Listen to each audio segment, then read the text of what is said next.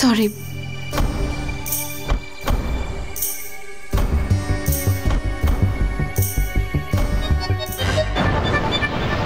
রোশনি, রোশনি শোনা। থ্যাঙ্কস জ্যোতি দেবী, আপনি এখানে এলেন। আমি তোর বাবাকে এই একই কথা বলছিলাম যে আপনি একদম নিজের মায়ের মতো ওর খেয়াল রেখেছেন।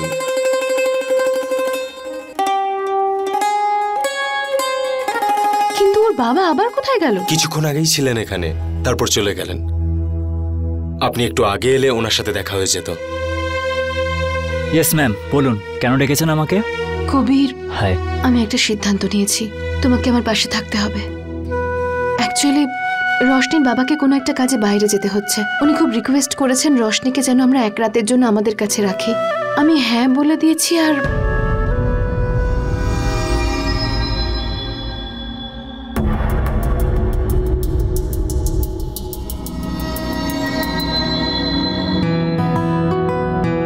জ্যোতি দেবী, কুমার বাবু অনেককে সাহায্য করেছেন, তাহলে আপনাকে কি করে না করবেন?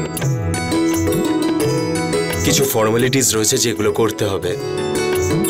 আপনি এক কাজ করুন, এই পেপারটার উপর সাইন করে দিন।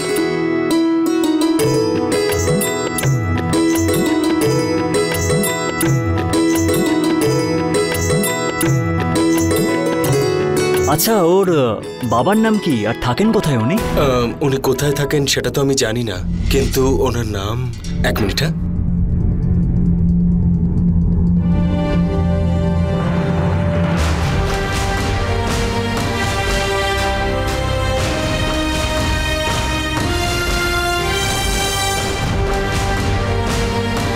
এক্সকিউজ মি ডাক্তারবাবু, ইমার্জেন্সি, তাড়াতাড়ি চলুন। এক্সকিউজ মি, আমি আসছি এক্ষুনি। আচ্ছা ঠিক আছে।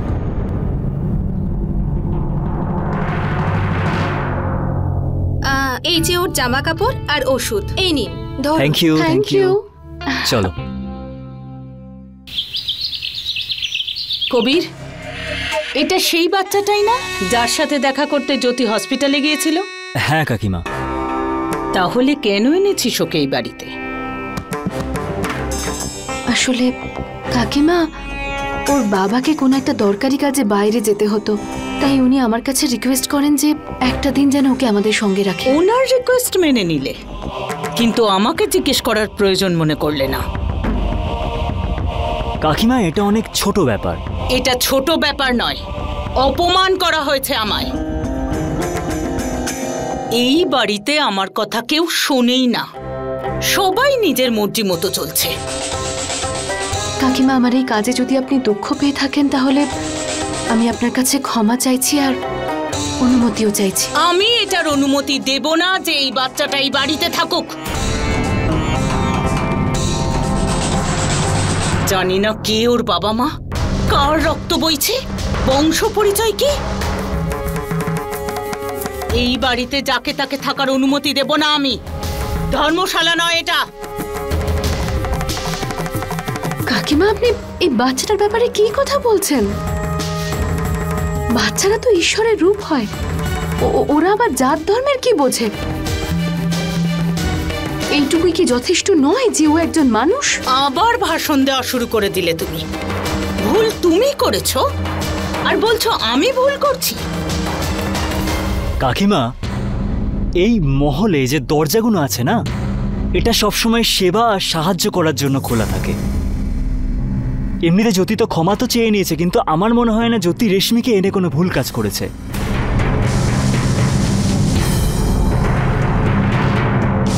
এই জন্য আমি তোমাকে রিকোয়েস্ট করছি যে এই কথাটাকে এখানেই শেষ করে দাও। আর হ্যাঁ, ও এখানেই থাকবে।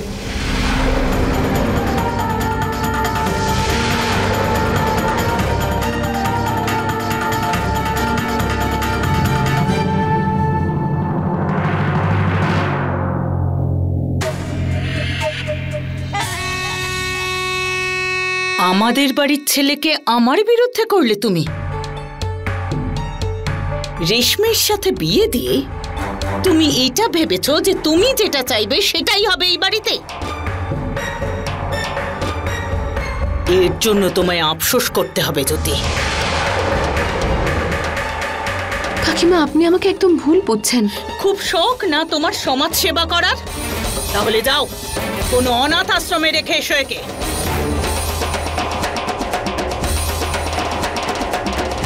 অনেক জায়গাতেই আমাদের ট্রাস্ট আছে। আপনি এরকম কথা কেন বলছেন? কি ক্ষতি করেছি আমি আপনার? আর এমনিতেও কবির তো বলেই গেল যে এই ব্যাপারটাকে এখানেই শেষ করা হোক, আর আমি ওর বিরুদ্ধে যাব না। রশনি এখানেই থাকবে।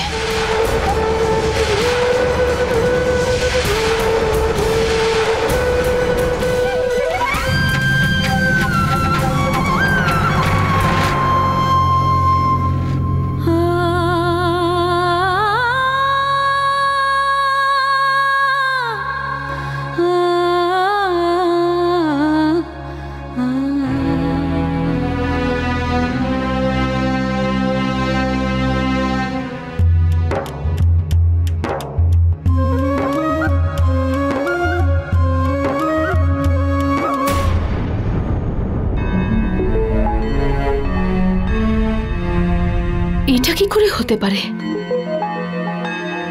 মা বলছিল ওর মুখটা আমার সঙ্গে মেলে, আর এখন আর এই তিলটা।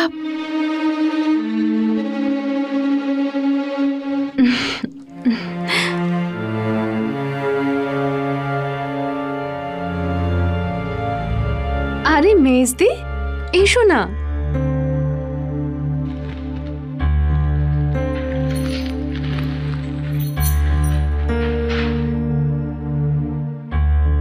কি হয়েছে?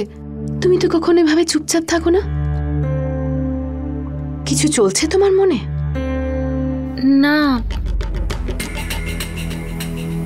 হ্যাঁ, ওই আমি এটা ভাবছিলাম যে তুমি তো বলেছিলে তুমি ওর বাবাকে চেনো না, আর ওনার সাথে দেখাও হয়নি। হ্যাঁ, কিন্তু তুমি কি বলতে চাইছো? এমনিতে আমার কথা কেউ গুরুত্ব দেয় না, কিন্তু একটু ভাবো, যদি তোমার মেয়ে হতো, তোমার যতই জরুরি কাজ থাকুক না কেন, তুমি এইভাবে নিজের মেয়েকে অচেনা ব্যক্তির কাছে দিয়ে দিতে?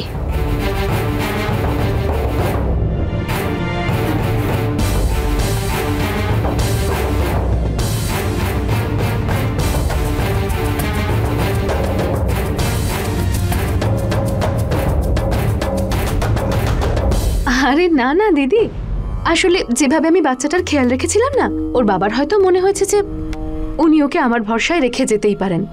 আর ডক্টরও তো দেখেছিলেন, তাই না? আর এমনিতেও দিদি, কবিরকে তো এই শহরের সবাই চেনে। তোমার কথাটাই সত্যি হোক এটাই আমি চাই জ্যোতি, কিন্তু আমার মন মানছে না।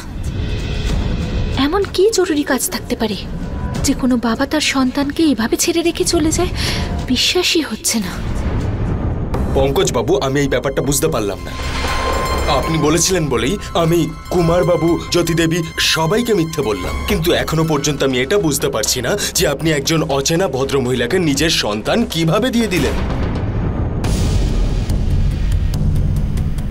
ওই মহিলা অচেনা নন ডক্টর, ওনার সঙ্গে রশনির খুব গভীর সম্পর্ক আছে।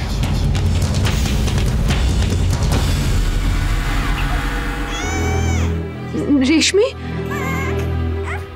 রেশমি, ওকে একটু দেখো না, চুপ করছে না কেন? কখন থেকে কেঁদে চলেছে, আমি তো কিছু বুঝতেই পারছি না। দুধও খাইছি ওকে। তুমি একটু দেখো না, তুমি তো নিশ্চয়ই বুঝতে পারবে।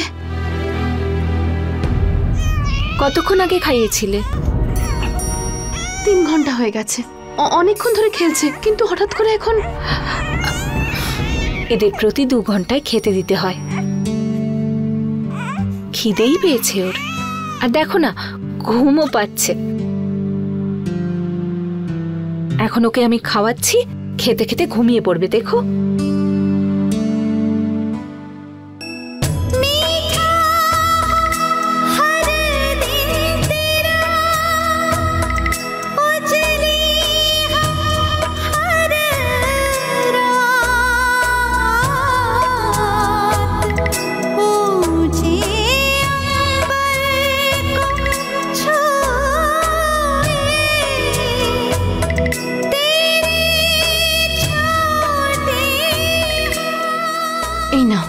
আমাকে ভালো করে লিখে দাও, বাচ্চাকে কখন কি খাওয়াতে হবে, কিভাবে খাওয়াতে হবে, কখন জামা কাপড় বদলাতে হবে। আমি বাচ্চাদের ব্যাপারে তো কিছুই জানি না, তুমি তো সব জানো।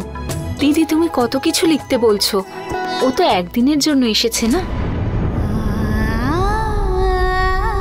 রেশমি, তুই লিখে দে, যখন জ্যোতিও মা হবে তখন ওটা কাজে লাগবে।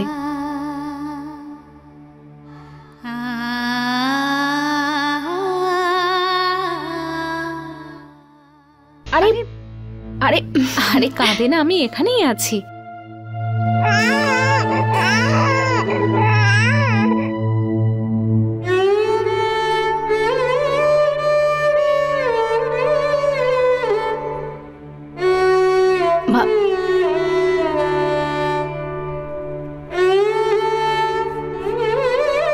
হ্যাঁ রেশমি, লিখে দাও, বৌদিরও তো কাজে লাগবে। আমার বিশ্বাস একদিন সবকিছু ঠিক হয়ে যাবে।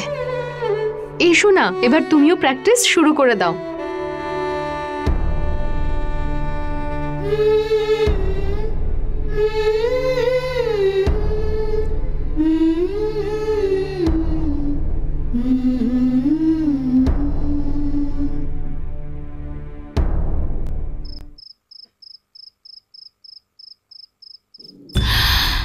আমি জানি না তুই যেটা করছিস সেটা ঠিক না ভুল, বুঝতে পারছি না যে সিদ্ধান্ত তুই বহু বছর আগে নিয়েছিস সেদিকে ফিরে দেখার কি প্রয়োজন। পঙ্কজ, আমি আছি তো তোর সাথে। ছোট মা, আমি ক্ষমতার সম্পত্তি সব দিয়েই চেষ্টা করেছি, কিন্তু তা সত্ত্বেও বিশ্বাস রাখো ছোট মা, আমি যা করছি ঠিক করছি। বরং এসব তো আমার অনেক আগেই করা উচিত ছিল। যাই হোক, দেরি করে হলেও তুমি তখন শহরের বাইরে ছিলে, নাহলে আমি জানি যে তুমি আমার সঙ্গেই থাকতে। ভগবান যাই করেন ভালোর জন্যই করেন। জানি না কেন মনে হচ্ছে আমি আমার লক্ষ্যের খুব কাছাকাছি আছি। তুমি আমাকে আর বাধা দিও না। অতীতে আমি যে ভুলগুলো করেছি তার জন্য তোকে যেসব সিদ্ধান্ত নিতে হয়েছে সেগুলো আমি আবার হতে দেব না পঙ্কজ।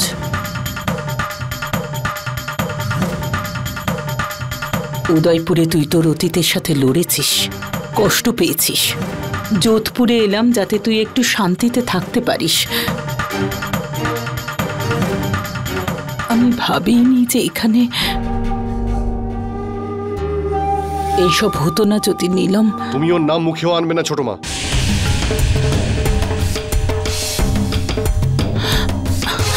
ঠিক আছে পঙ্কজ, তুই শান্ত হ। আমি যা করতে চাই সেটা করার পরেই আমি শান্তি পাব। আমাদের এখানে যোধপুরে ঈশ্বর পাঠিয়েছেন।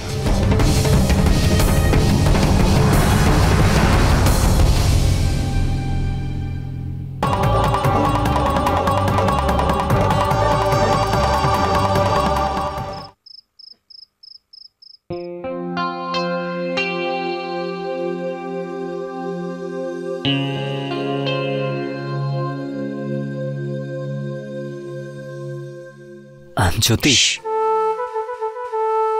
ঘুম ভেঙে যাবে ওর।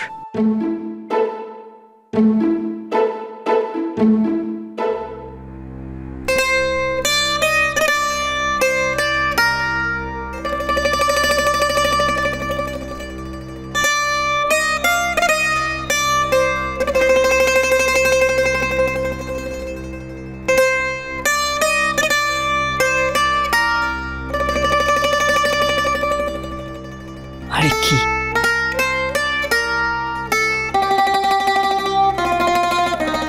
তোমার মধ্যে না মা হওয়ার সব গুণ দেখতে পাচ্ছি।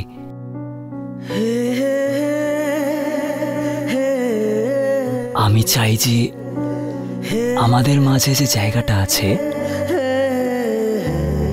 ওটা সবসময় যেন ভরে থাকে। এই জন্য আমাদেরও একটু ভাবতে হবে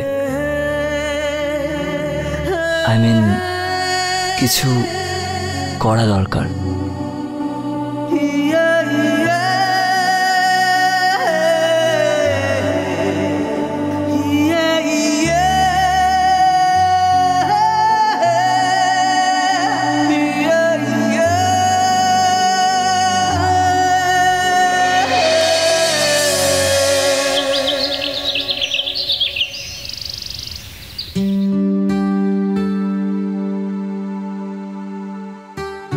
জ্যোতি, হ্যাঁ চলো।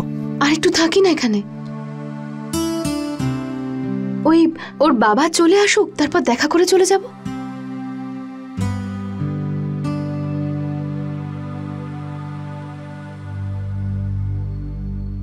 শোনো, দেখো আমি নিশ্চয়ই থাকতাম, কিন্তু পার্টি অফিস যেতে হবে, মিটিং আছে ওখানে। আর বাবার কথাও তো ঠিক, তাই না?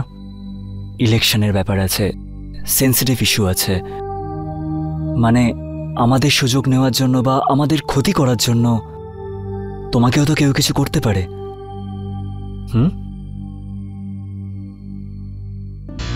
থ্যাঙ্কস জ্যোতি দেবী, থ্যাঙ্কস। এই বাচ্চাটার বাবা কিছুক্ষণের মধ্যেই চলে আসবে। যেই ওর বাবা চলে আসবে আমরা একে ওনার হাতে দিয়ে দেবো।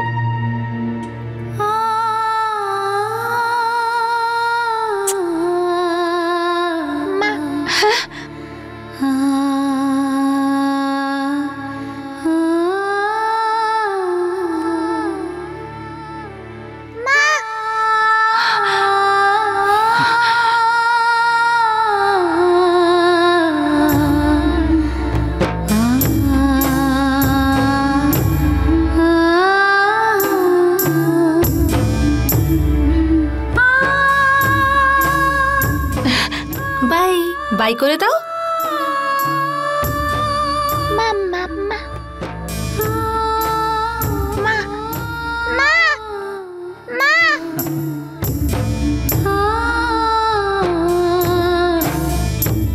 চলো।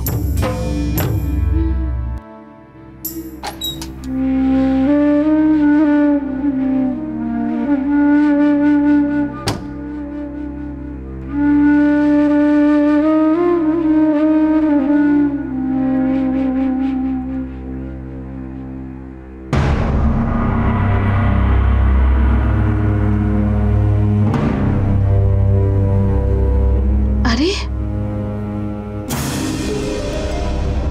এটা তো রশনির ব্যাগ। সব ওষুধ তো এখানেই রয়ে গেছে। যাই গিয়ে আমি দিয়ে আসি, না হলে ওর বাবাকে আবার ওষুধগুলো কিনে আনতে হবে।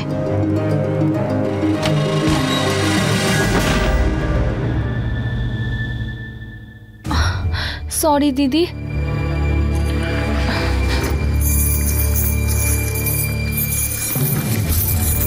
এটা তো মনে হচ্ছে ওর হসপিটালের ফাইল। হ্যাঁ, ওটাই তো ফেরত দিতে যাচ্ছি আমি।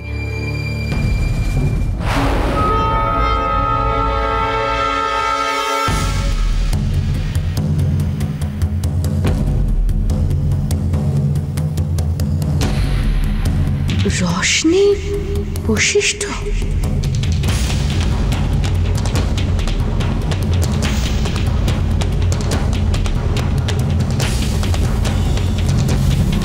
বশিষ্ঠ।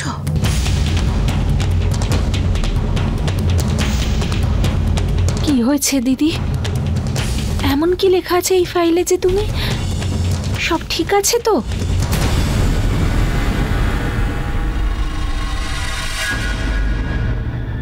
রশনি বশিষ্ঠ, আমি তো কিচ্ছু বুঝতে পারছি না। ওর কি কোনো খারাপ রোগ হয়েছে? না না, আসলে এত ছোট একটা বাচ্চাকে এত কড়া ওষুধ দিচ্ছে।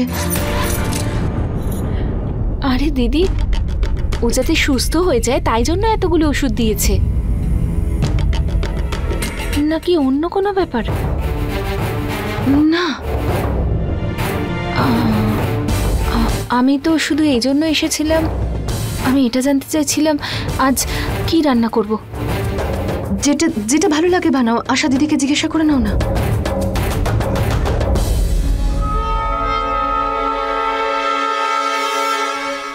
আমার মনে হচ্ছে আবার সমস্ত টেস্ট করতে হবে, বাচ্চাটাকে অবজারভেশনে রাখতে হবে, আপনাকেও হয়তো থাকতে হবে। হ্যালো ডক্টর সিনহা, আমি মিসেস সিসোদিয়া কথা বলছি।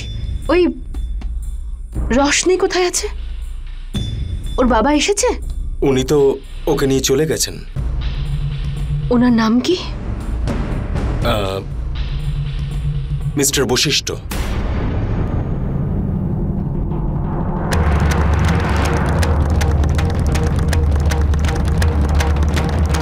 পুরো নাম? দেখুন, ফাইলে শুধু এটুকুই লেখা রয়েছে। কিন্তু আপনি হঠাৎ করে বাচ্চাটার বাবার ব্যাপারে কেন জানতে চাইছেন? আসলে অ্যাকচুয়ালি ওর জিনিসগুলো আর ওষুধগুলো আমার কাছে রয়ে গেছে, তাই আমি ভাবছিলাম ফিরিয়ে দেব। আপনার চিন্তা করার কোনো প্রয়োজন নেই, আমি ওয়ার্ড বয়কে বলে সমস্ত জিনিসপত্র আনিয়ে নেব, ঠিক আছে? ওকে।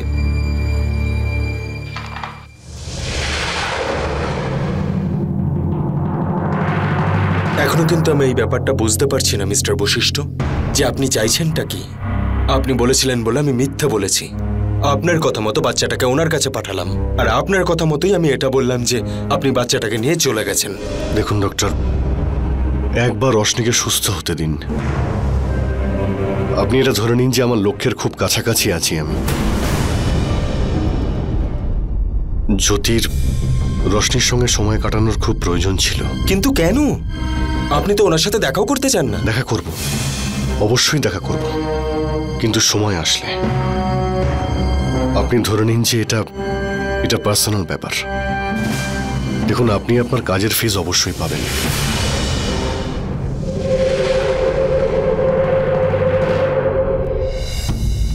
দেখুন, আমি রশনির বাবা বলছি।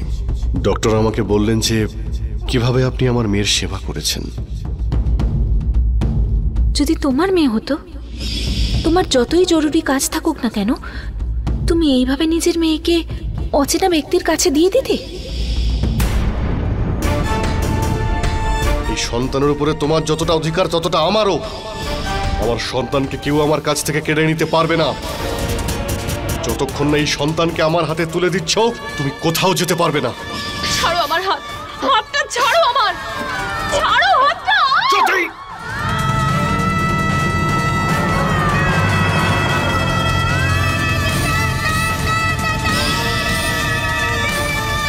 তোর সন্তান আর এই পৃথিবীতে নেই। এই সত্যিটা মেনে নে মা, তোর সন্তান আর পৃথিবীতে বেঁচে নেই। দেখুন, আমি রশনির বাবা বলছি। শুধু আপনার উপরে আমি ট্রাস্ট করতে পারি। ওই ডক্টর আমাকে মিথ্যে কথা বলছেন না তো? যদি তাই হয়ে থাকে তাহলে তার মানে আমার মেয়ে বেঁচে আছে। রশনি আমার মেয়ে।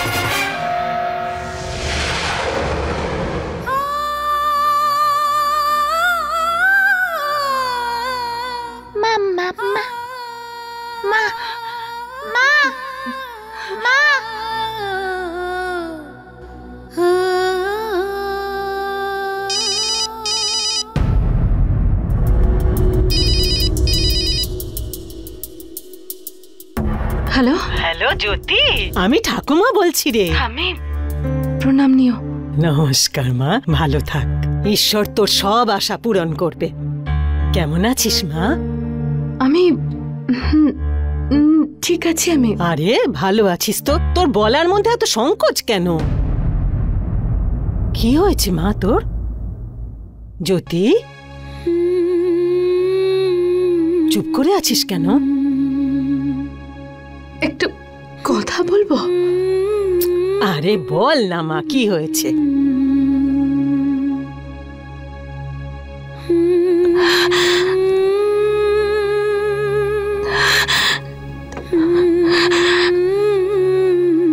আসলে তোমাদের সবার কথা খুব মনে পড়ছিল, তখনই তুমি ফোন করলে আমাকে। দেখ মা, বিয়ের পর তো মেয়েরা বাপের বাড়ির কথা ভুলেই যায়। আরে তুই আয় না কবিরকে নিয়ে কিছুদিনের জন্য। তোর কথা আমার খুব মনে পড়ে রে মা। কবিরের সঙ্গে কথা বলছি, ও ইলেকশনের কাজ নিয়ে এখন ব্যস্ত। আচ্ছা আচ্ছা। আমি দীপু, পুনম সবাই কেমন আছে? সবাই ভালো আছে বাড়িতে। রাখছি আমি।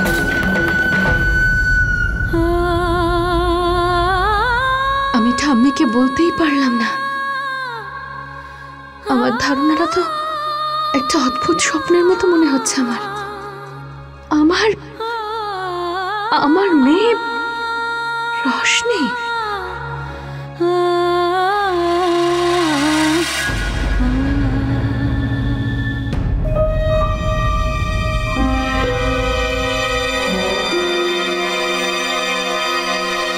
কি হয়েছে? হ্যাঁ, এরকম হঠাৎ ভয় পেয়ে গেলে কেন? না, আসলে তুমি হঠাৎ চলে এলে তো। আচ্ছা, আমি ছাড়া তোমাকে ছোঁয়ার সাহসকে দেখাবে? হ্যাঁ,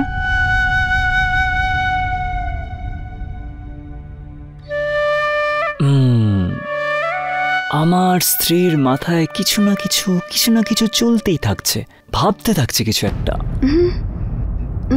না না না, রেশমি রেশমি, ওর কথাই ভাবছো তাই না?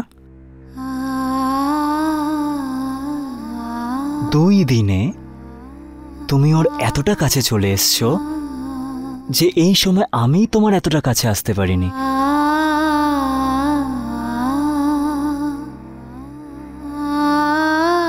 তোমার সাথে ওর এমন তো কোনো সম্পর্ক ছিল না যেটা আটকাতে পারবে তুমি। ওকে তোর মা বাবার কাছে যেতেই হবে, তাই জন্য ও গেছে।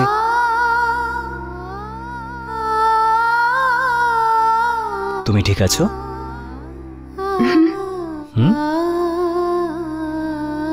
এবার কাজের কথা শোনো, যেটা বলতে এসেছিলাম।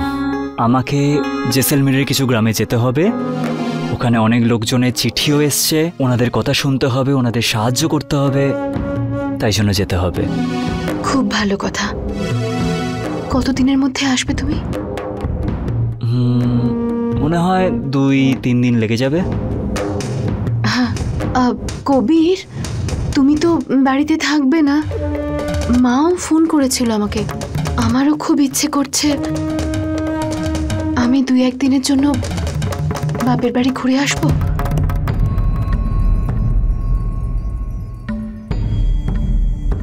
সোজাসুজি বলো না, আমাকে ছাড়া তোমার এখানে ভালোই লাগবে না। আচ্ছা যাও তুমি।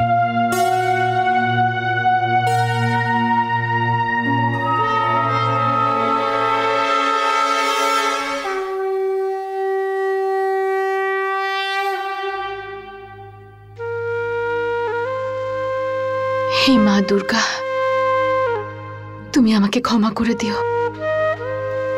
আমি কবিরকে সত্যিটা বলতে পারবো না, কারণ আমি নিজেই জানি না যে সত্যিটা কি। যখন তুমি আমার মনে এই কথা নিয়ে এসেছো, আর যদি সত্যি রোশনি আমার মেয়ে হয়ে থাকে, তাহলে তুমি আমাকে সত্যিটা জানাবে, তুমি আমাকে পথ দেখাবে মা।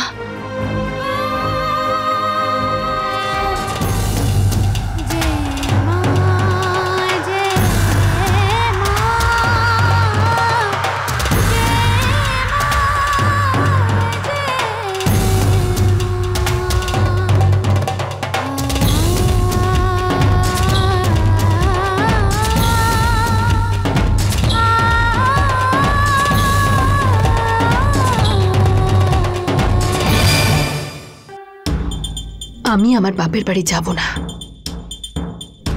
উদয়পুরে যাব। ওখানে গেলেই আমি সত্যিটা জানতে পারবো।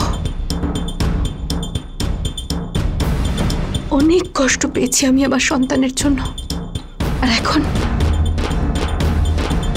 আমি যেটা অনুভব করছি সেটা ভাষায় প্রকাশ করা খুব কঠিন। সেটা শুধুমাত্র একজন মা অথবা তুমি বুঝতে পারবে। একবার যদি আমি জানতে পারি যে আমার সন্তান বেঁচে আছে, আর রোশনি আমার সন্তান, তাহলে আমি নিজে কবিরকে সব সত্যিটা বলে দেব। আমার সঙ্গে থেকো তুমি মা।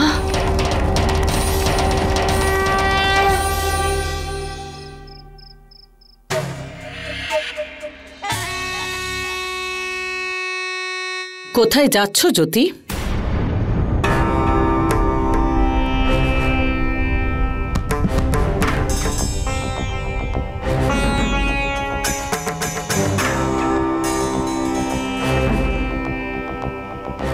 আমি তোমাকে জিজ্ঞেস করছি, তুমি তো আমাকে বলার প্রয়োজনও বোধ করো না। আমি ভাবছিলাম কবির হয়তো আপনাকে বলে গেছে। আসলে ও তো বাইরে গেছে, তাই ভাবছিলাম একটু বাপের বাড়ি ঘুরে আসি।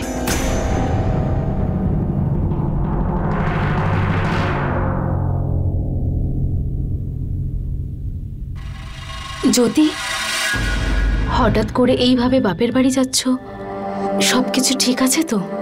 হ্যাঁ হ্যাঁ, আসলে অনেক দিন ধরে সবার কথা খুব মনে পড়ছিল, তাই আজ ভাবলাম দেখা করে আসি, আর কোনো ব্যাপার নয়। জ্যোতি, তুমি যদি বলো আমি তোমার সাথে যাব। না না দিদি, থ্যাংক ইউ। এখানে বাড়িতেও তো কাউকে থাকতে হবে, আমি তাড়াতাড়ি চলে আসবো।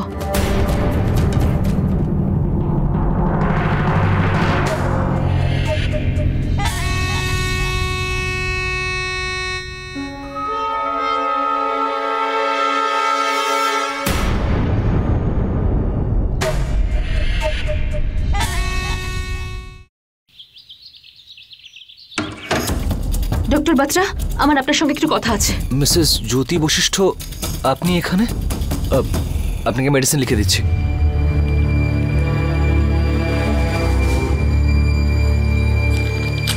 এগুলো একটু সময় মতন খেয়ে নেবেন, আর নেক্সট মান্থ চেকআপের জন্য চলে আসবেন, ঠিক আছে? ঠিক আছে। এই ফাইলটা নিয়ে যান।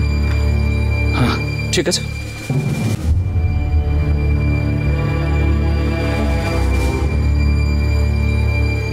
ডক্টর, আপনার হসপিটালেই আমার ডেলিভারি হয়েছিল।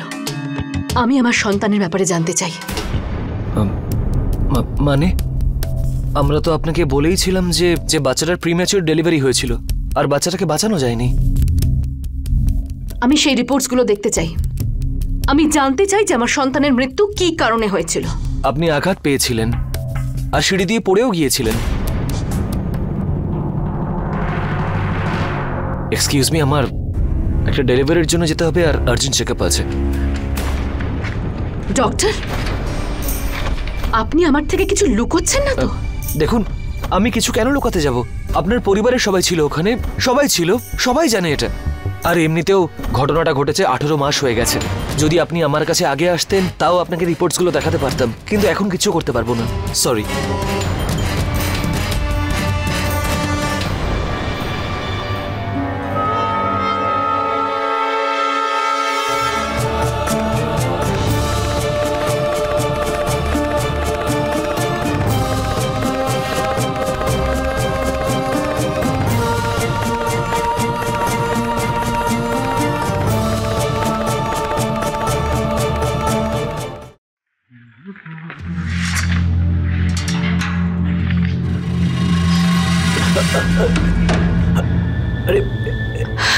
আমার মনে হচ্ছে তুমি আরো অনেক কিছু জানো।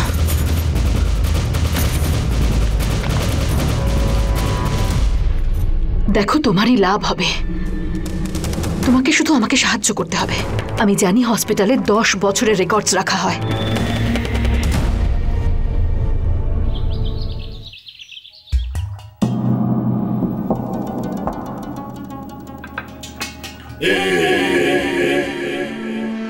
ইচ্ছে তো করছে তোমাকে কুচি কুচি করে কেটে এই কড়ায় দিয়ে দি। আরে ভয় পেয়ে গেলে? আরে আমি তো মজা করছিলাম। ওই যে ইংরেজিতে কি যেন বলে, জোকিং। তাছাড়া আমি ভাবলাম যে তুমি তো আমার ঘরে এমনিতেই আসো না, সেজন্য আমি চলে এলাম তোমার জন্য। গিফট এনেছি। আরে দেখো, আমি যেমনই হই কিন্তু মনটা আকাশের মতো। এমনিতে তো ডিভোর্সের পর কেউ এক গ্লাস জলও জিজ্ঞেস করে না, কিন্তু আমি তোমার জন্য বাপের বাড়ি যাওয়ার টিকিট নিয়ে এসেছি।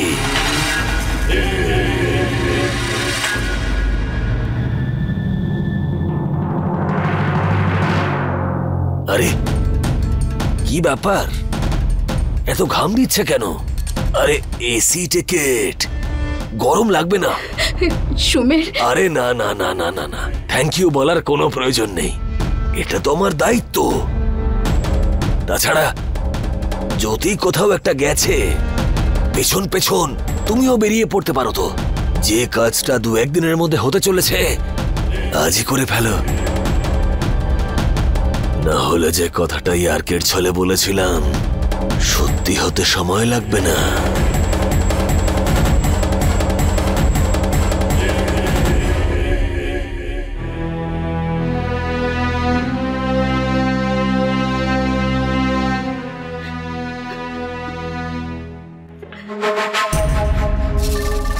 আসুন আসুন আসুন। এই যে মাসে আপনার ডেলিভারি হয়েছিল সেই মাসের সমস্ত ডিটেলস এই কম্পিউটারে আছে।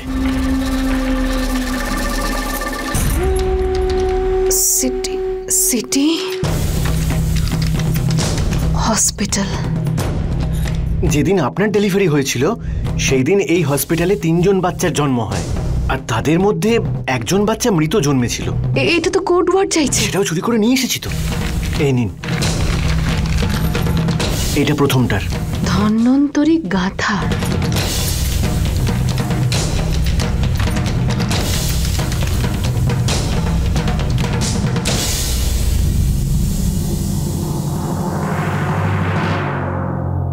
পেরেন্টসের ডিটেলসও আছে।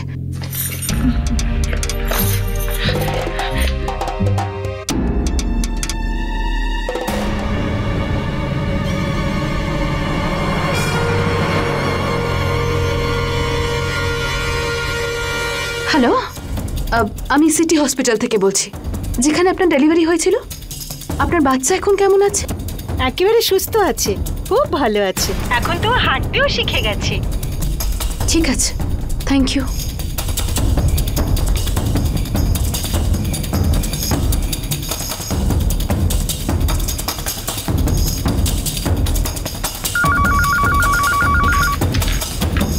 হ্যালো,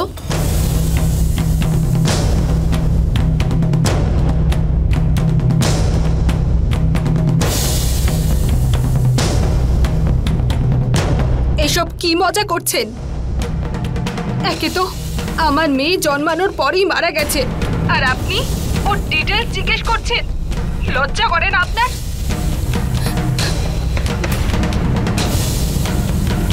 তার মানে আমার মেয়ে বেঁচে আছে। अपने पसंदीदा शो के फुल एपिसोड देखने के लिए अभी डाउनलोड करें दंगल प्ले ऐप।